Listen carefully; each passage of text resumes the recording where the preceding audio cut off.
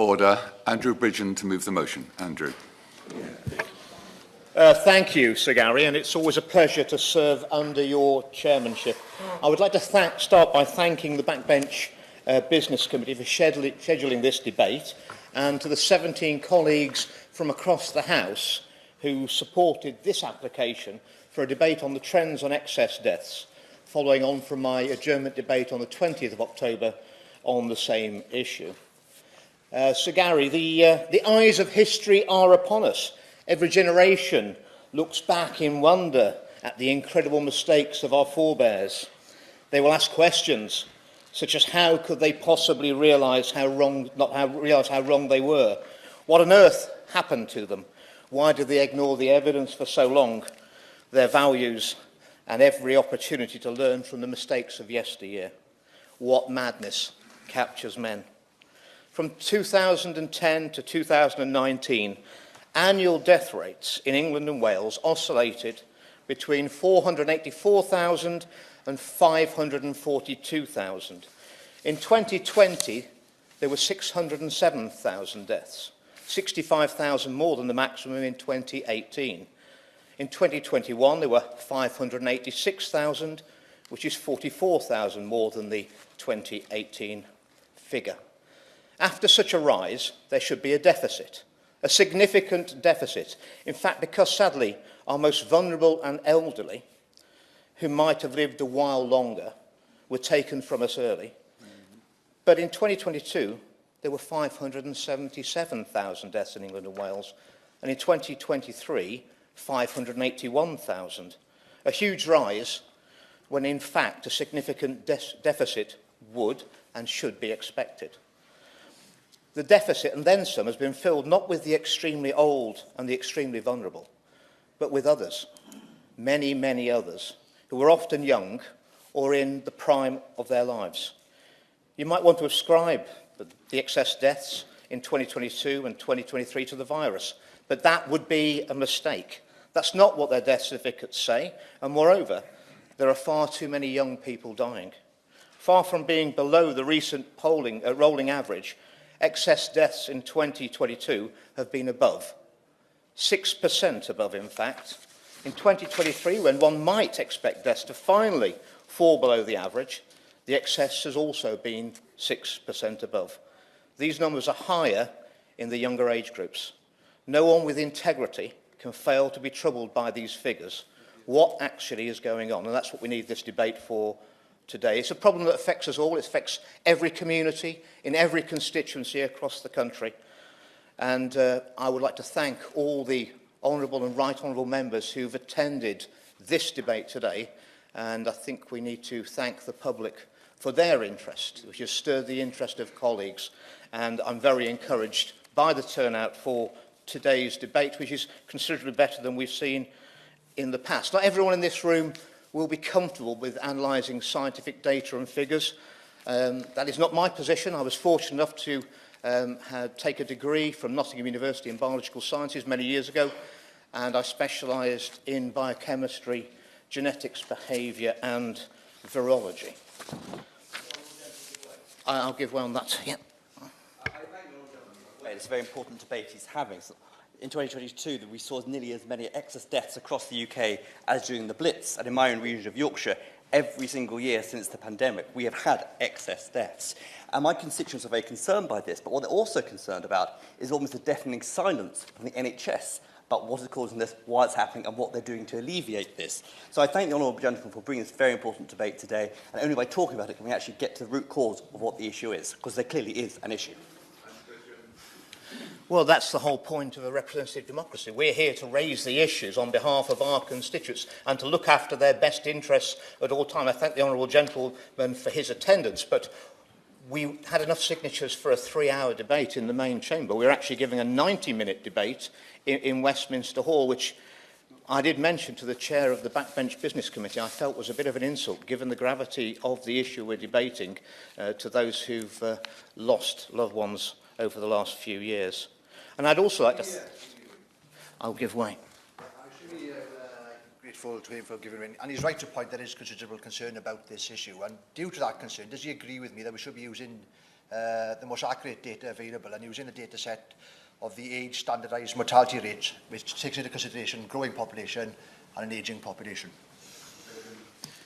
Of course, we should be using the most accurate figures that we've got. And later on in the speech, in fact, near the end, I'll be talking about the data that we really want, which could settle this matter once and for all beyond reasonable doubt. So I thank the public for their pressure and their interest in these statistics. And I thank the people who've attended today in person and the thousands and thousands who'll be watching on the television or online. There is a burning question, Sir Gary, at the heart of this debate. It is, after excess deaths, there should be a deficit. Where is that expected deficit? When will we have it? And worse, why is the deficit not being filled but significantly exceeded? And why are the institutions whose job it is to notice these matters, to record these matters, to publicise and call attention to these matters, why are they all apparently asleep at the wheel? And the second burning question, which I'll come to first, is why is no one listening to those raising the alarm? The research and analysis of two of Britain's most trusted doctors provides us with alarming clarity. Only this week, Sir Gary, the director of the Centre of Evidence-Based Medicine at the University of Oxford, Professor Carl Hennigan, reviewed the causes of excess deaths and concludes that they are predominantly related to cardiovascular disease. He told the Sunday Express newspaper, this cannot be explained by COVID, population growth, or an ageing population.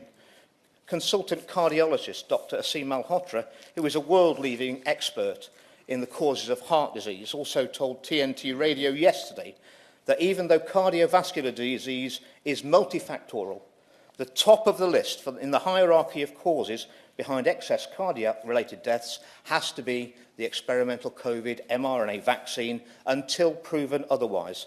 And this is not speculative. No. I won't give way at this, but let me just finish this trial and I'll give way to the honourable gentleman. This is not speculative, but based on the highest level of data, which combines plausible biological mechanism, randomised controlled trials, high-quality observational data, pharmacovigilance data, autopsy data, and clinical data.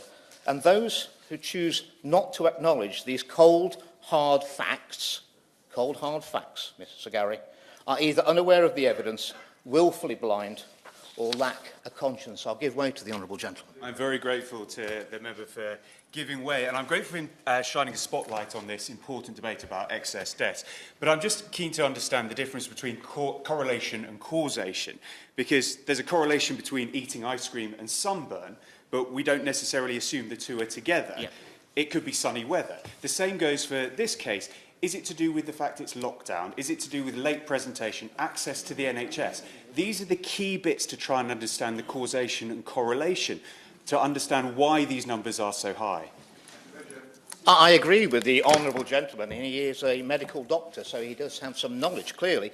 But correlation is not causation. But correlation is an alarm bell, Sir Gary. And alarm bells are going off all over the building, but no one wants to open the door and see if there's a fire. I believe that future generations will ridicule us for what we've just done in response to a seasonal airborne virus. We apparently lost our collective minds. We've imposed a brand new type of quarantine on a healthy population, in breach of all previous public health advice, in breach of our own carefully crafted expert pandemic plan, in breach of flagrant breach of the sensible and experienced advice from many professionals. Those noble dissenters are being vindicated one by one, inevitably so, as the suppressed, shaming real-world evidence finally emerges. I'm not going to mention those who harass and discredit and ridicule the dissenters. They loudly paraded their egotistical virtue on social media, in the press and on television. I know exactly what harassment feels like. And we inflicted social distancing, masking, and school closures on healthy children at no risk from the virus. We did this to protect adults at the expense of our children and their social and mental health. People raised alarm, Sir Gary, but nobody listened. A society that consciously and knowingly sacrifices perfectly healthy children for adults is sick in itself. Our time, this time, will not be an era that's looked on well by future generations. That is going to be our legacy. And I call on this House and those in authority to right this grievous wrong and right it quickly. With unbearable cruelty, we isolated even those who would gladly have made the individual choice to see their grandchildren.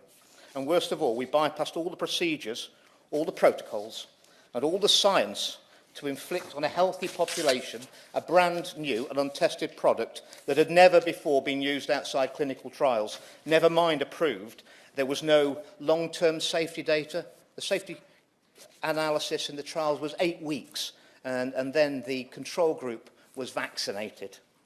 No age stratification for recipients of an experimental medication for an illness with an average mortality age of 82. No liability under any circumstances for the manufacturers of these experimental treatments.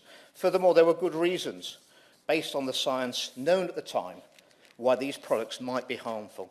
Ridiculous future generations may come to loathe us. We will forever be the poster boys and girls of a society that collectively lost its mind and lost its moral compass. They will hang this millstone around our necks for eternity.